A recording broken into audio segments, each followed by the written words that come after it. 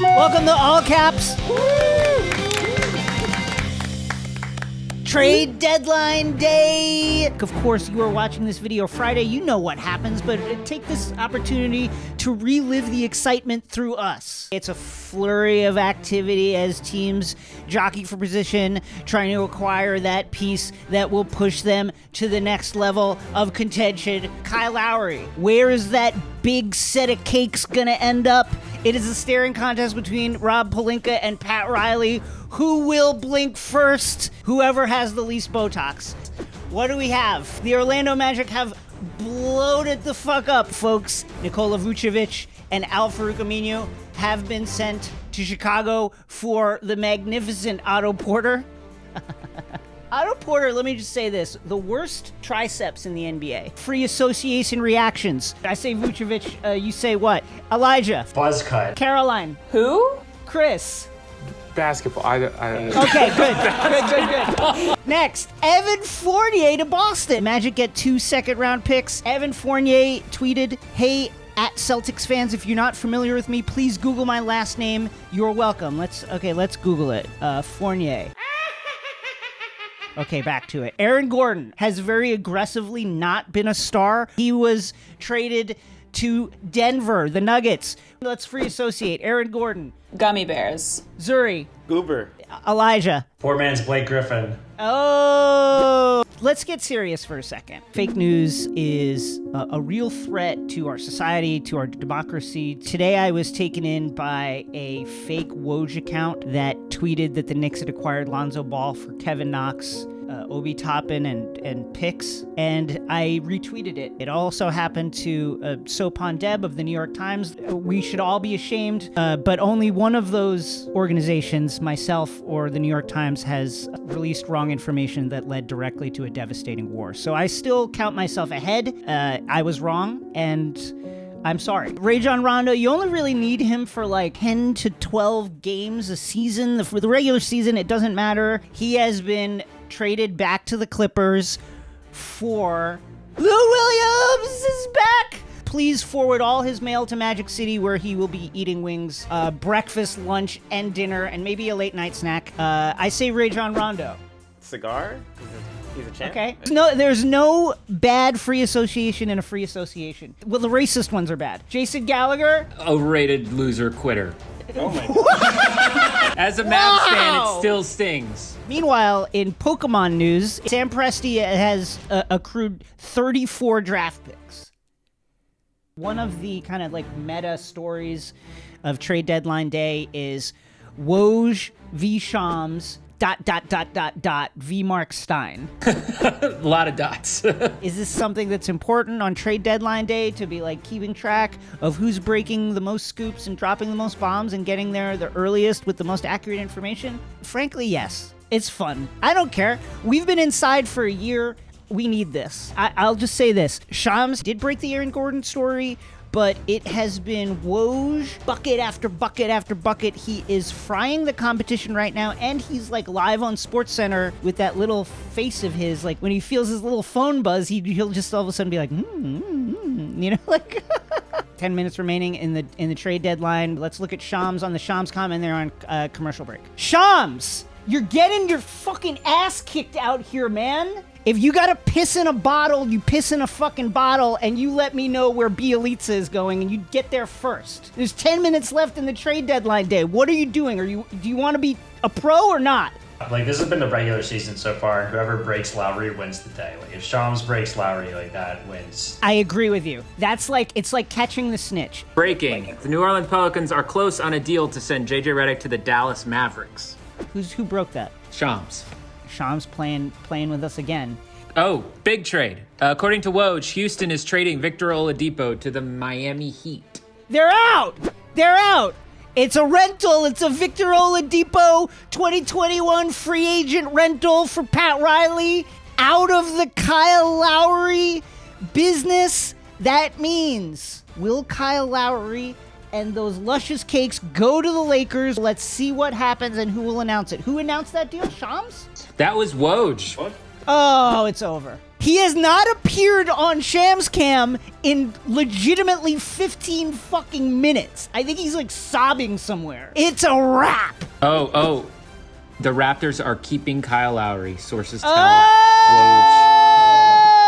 Greatest Raptor ever, the most iconic Raptor of all time. He will stay in Toronto. Oh, that's really great. I'm happy for my Raps fans. Shams is done. And now, one of the funniest individuals and a big-time Toronto Raptors fan, Gavin Matz. Gavin, I can tell you today that Kyle Lowry, the greatest player in Toronto Raptors history, is staying with the Raptors.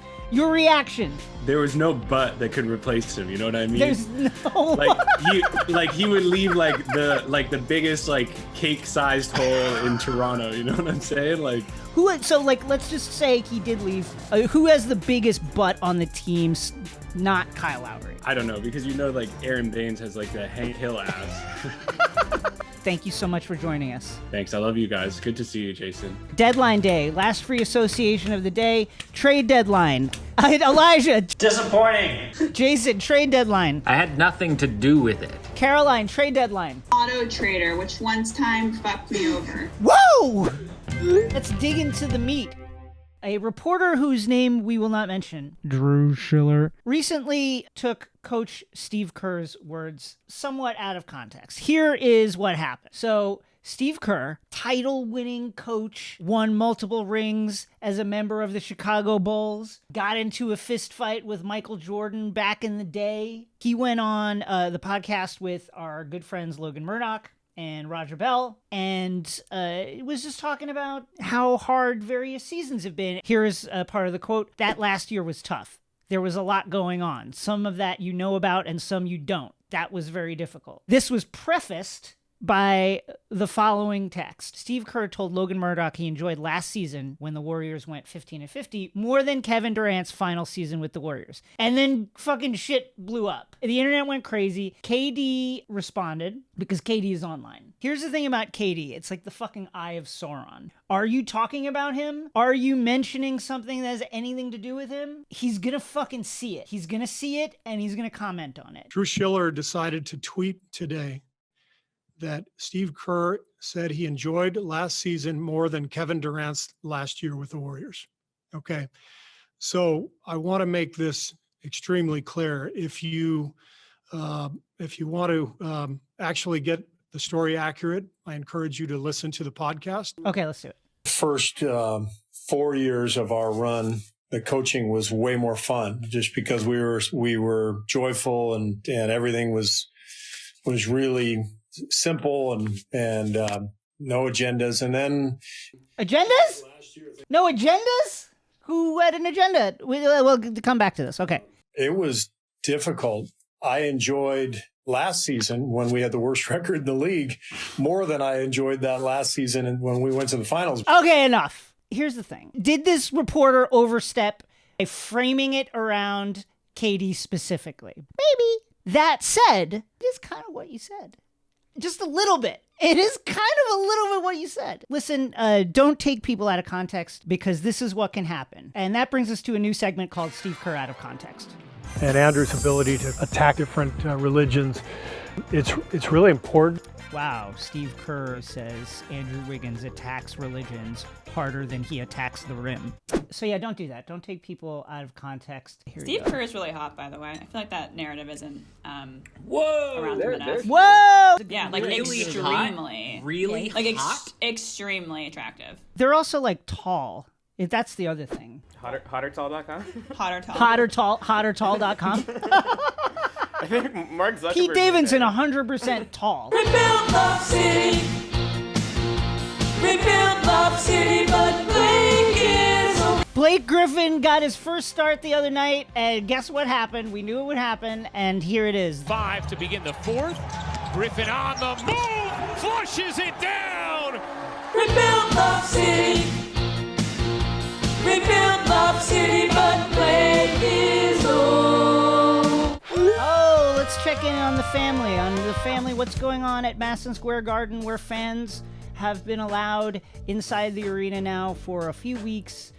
Here is a gentleman who got kicked out for wearing a shirt. He just got kicked out and escorted out of the Knicks game at the Garden for wearing a t-shirt by the homie FWMJ that apparently James Dolan didn't like, ? Question. Let's listen to this footage. Happy birthday, by the way. Yeah. And did the security guy just say happy birthday, by the way, like as the organ pulsates in the background? Well, we certainly don't want to. We're happy to have you here, and we don't want to do anything to you. It's your birthday. Yeah, like, listen, we're not gonna like bash your head in. Like, dude, listen, we don't wanna like hit you with like a billy club out of sight of everyone. No, we don't want to do that. Like on your birthday, no. Kindly would like to cover it up. We're offering you a free shirt to do so. Let's go to the scroll. CJ McCollum does Crocs now. Footwear is important. It's been important for millennia, ever since we rose up off our forelimbs and descended from the trees. Here is CJ McCollum. I think these look okay. These are fine. No. No? No. If you ever see me in Crocs, it's a cry for help. Well, the point of Crocs is that you shouldn't be proud of them, and you definitely shouldn't be decorating them. If you own Crocs, it's to walk the garbage to the garbage bin, and that's it. There are other shoe alternatives that are just as comfortable as Crocs that aren't as assaulting to the eye. Like what? Like slides. Like slides. Yeah, like Adidas slides. Yep.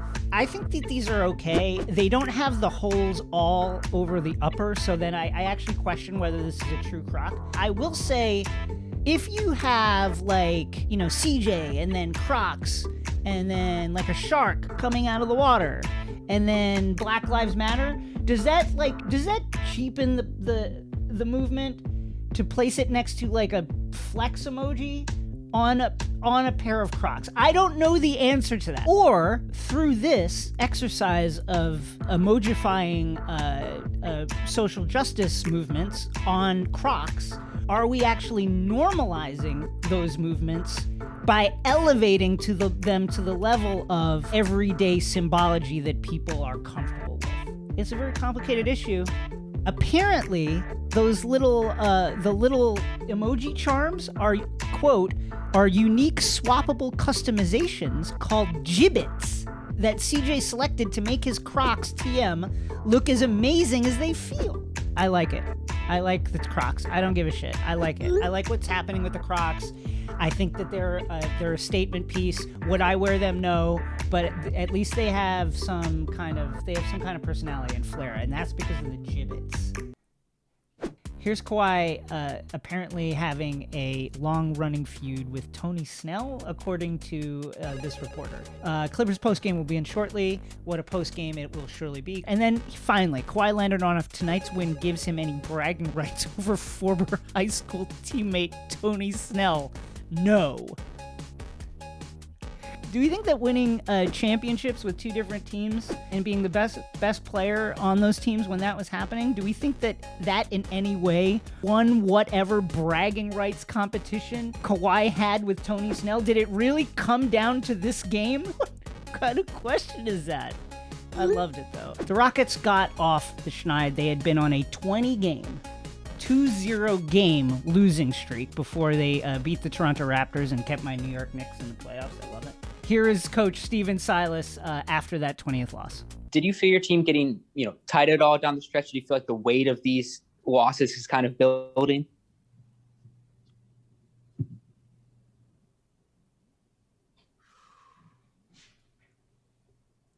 Yeah.